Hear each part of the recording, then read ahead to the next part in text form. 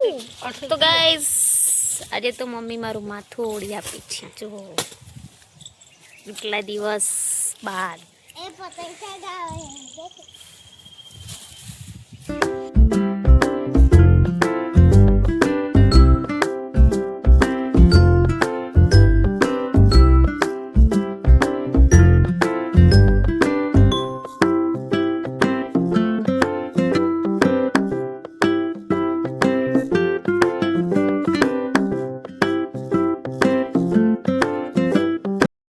આજે અમે ડેટકાવાળી રમત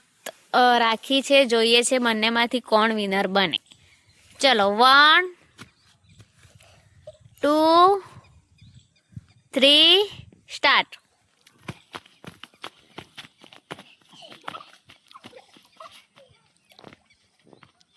ચલો ગાઈસ અક્કુ વિનર બની ગઈ